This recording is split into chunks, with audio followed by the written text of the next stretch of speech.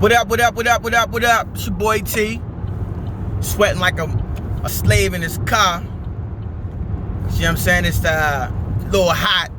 I don't want to have the AC bumping and you know what I'm saying, the mic pick up the fan blowing. So I'm trying to be courteous, you know, trying to be courteous. That's what we are right now. We're in the courtesy business because everybody, you know what I'm saying, concerned. You know what I'm saying, after the jokes didn't stop, nobody allowed to make a joke no more. You know what I'm saying? Hey, listen, I don't care what nobody say. Keep those memes coming. Even if you the one that get sick, man, keep the memes coming. They funny to me. I like them. You know what I'm saying? If we can laugh at people getting beat up and all kind of stuff, we can make light of a potentially scary situation. That's what comedy's about anyway, right? Right? So y'all need to stop, you know what I'm saying, getting on people for, you know what I'm saying, making these memes. You know what I'm saying? Now, if the memes are corny, by all means, get at their ass. But, I mean, if it's funny, just laugh and move on.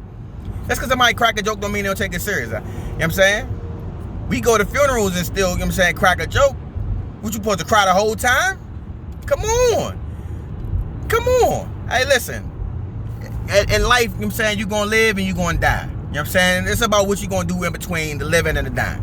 You know what I'm saying? People going crazy. You know what I'm saying? NBA, you know what I'm saying, went suspended some games. Hey, listen, they didn't say the NBA shut down. They didn't say it's no more basketball ever. It's just for a minute.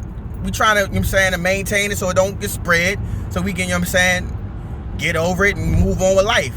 But the longer we continue to ignore it, then the longer it's going to linger and, you know what I'm saying, more potential danger there is. So, get off everybody back. If somebody taking it too serious, let them take it serious. If somebody cracking a joke, then, hey, you know what I'm saying, recognize who those people are and treat them as such. You know what I'm saying? Just treat them as such. You know, I mean, I don't want to compare it to anything fatal like AIDS and nothing like that. But if you even consider AIDS, right? Hey, as a female, if you know a guy can get AIDS if he ain't using protection and he tell you don't use protection and he makes jokes about it, I mean, there's two things you can do.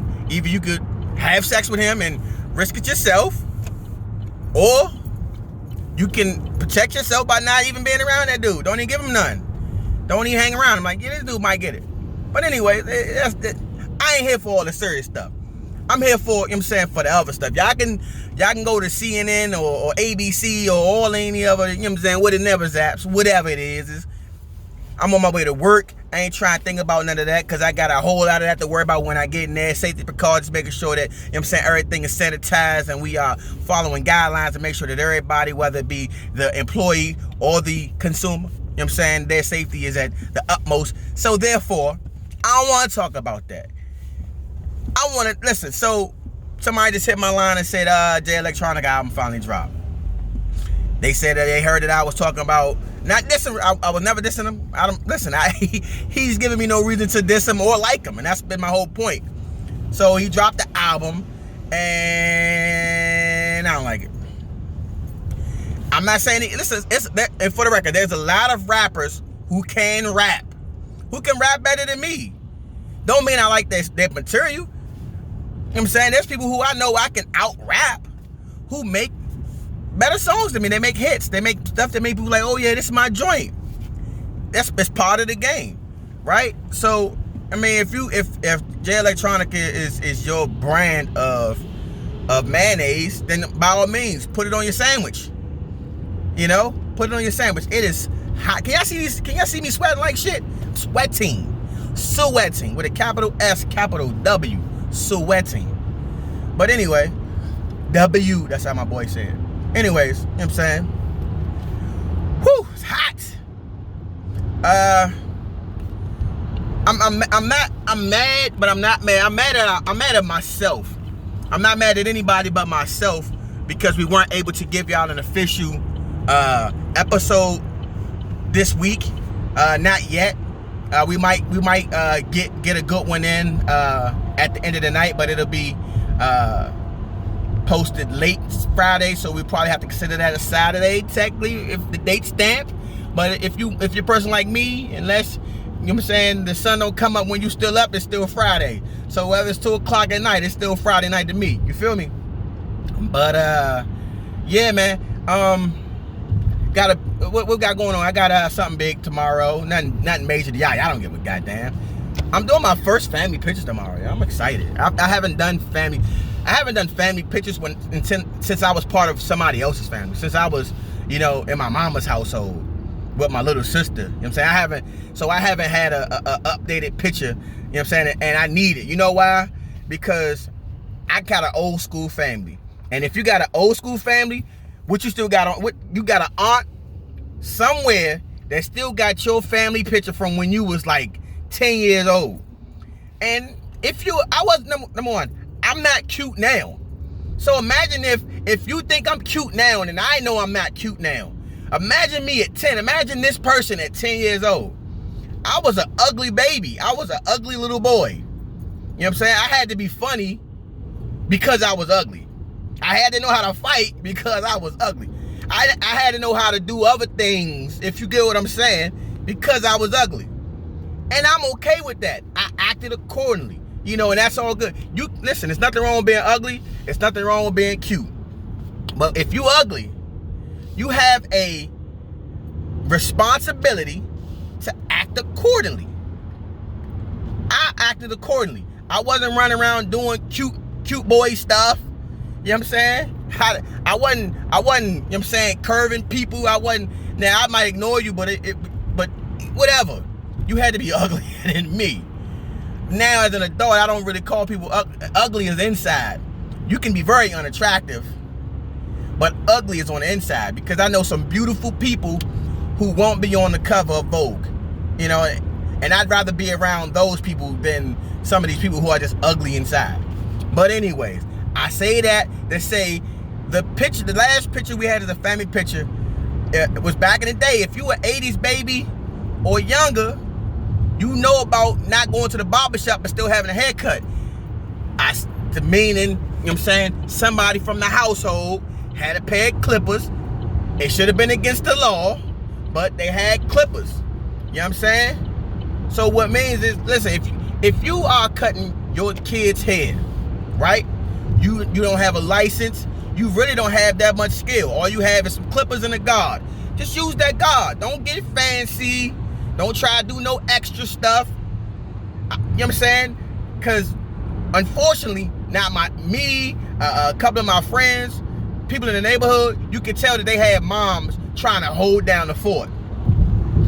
Commendable effort, mamas. We love our mamas because we know how much they tried. But mama, do you know how hard you made it for us? When we had to go to school, we already had bobos on or hand-me-downs. You know what I'm saying? We black, we from the hood, so we ain't using real moisturizers. What we using for moisturizer in the hood, y'all? Petroleum jelly, right? We using Vaseline, straight up. On your lips, your hands, your knees, your ankles, your face. I had an African family that I lived around the way. They used it in their hair. Now see, we stopped at the hair. We put blue magic in the hair. Almost like petroleum jelly, but not the same.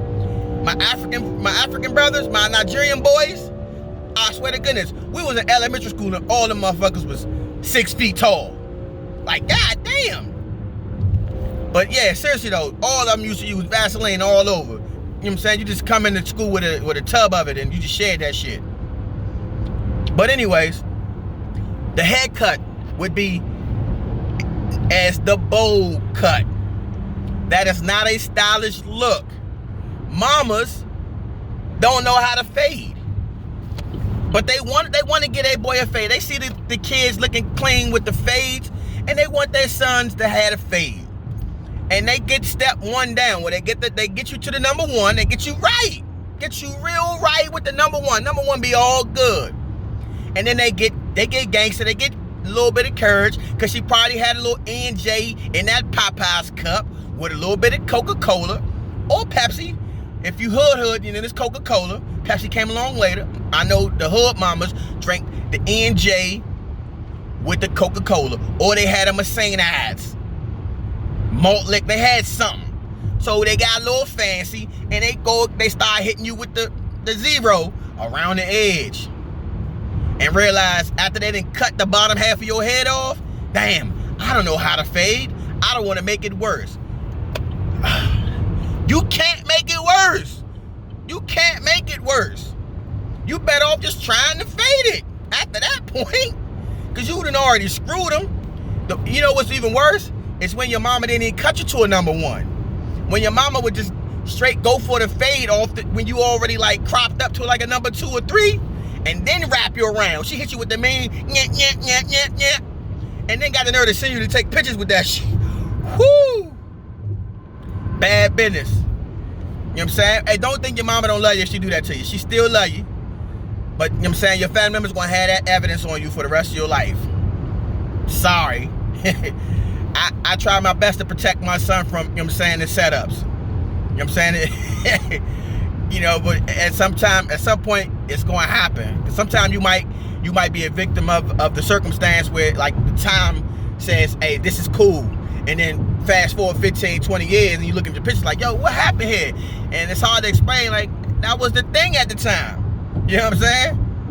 There's somebody right now with a man bun, 20 years from now, when man buns are going to be outlawed. And it was like, hey, so I see you had a man bun right here. What's up with this man bun? You know what I'm saying? It's like certain people are allowed to have man buns. Bro, you got naps wrapping around your head. You got the nerve to shave it.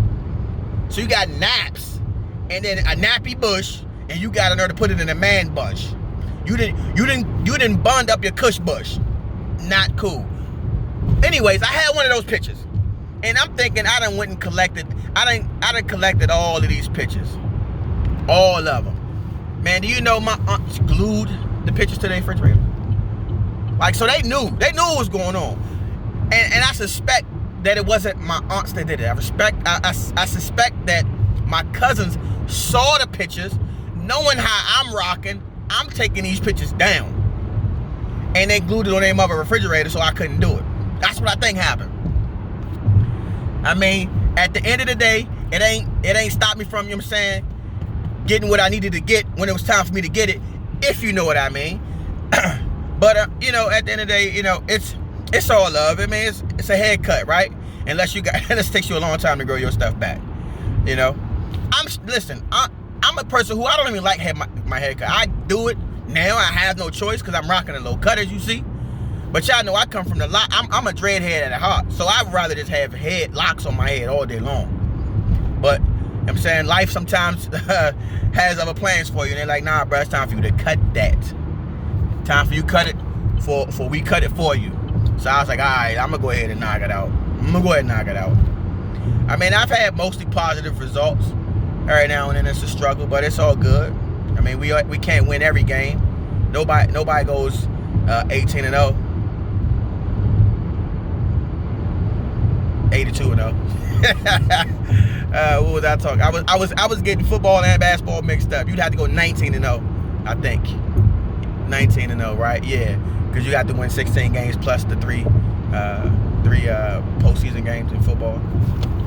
But anyways, yeah, I listened to that. I listened to that Electronica album, y'all.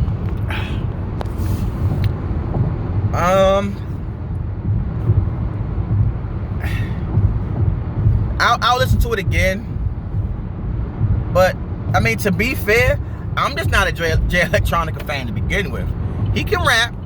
I'm not saying he can't rap, but it's not like making a good album is more than just can you rap. You gotta be able to put together a good album.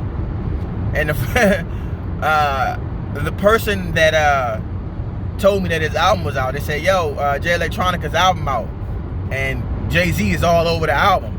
And then somebody else was like, yeah, how somebody been waiting this long for your album and Jay-Z got the first verse on your album? I'm like, hey, I don't know. I mean, I don't know if that matters much, but it was a telling fact, because Jay-Z was pretty much littered all over the album. I did notice that I heard like a song or two before, and I thought that was weird. Like you've been dropping like song year after year without putting out any albums. I would imagine that none of those actual songs would make your album, but one of those songs, at least one of those songs, made the album.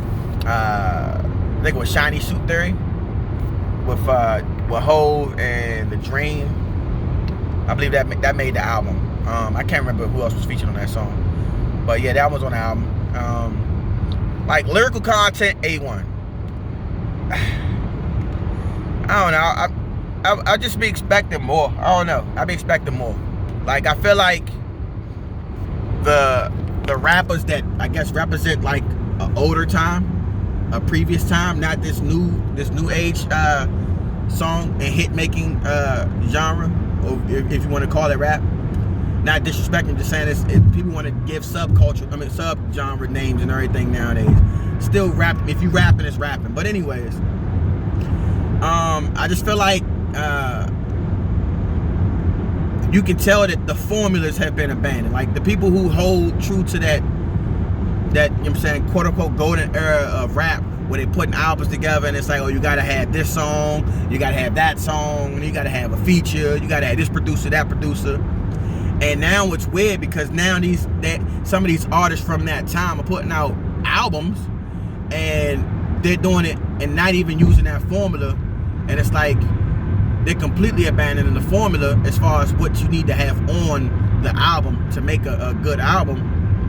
And I think they still need to be working with better producers. Like it's not necessarily the beats, but you can tell a lot of these rappers weren't responsible for like hooks when they had good albums. Like their good songs, they weren't doing the hooks. You know what I'm saying? So a lot of those producers was coming with beat and hook in place, and all they had to do was just put 3 dope ass verses, and then they had a hit record.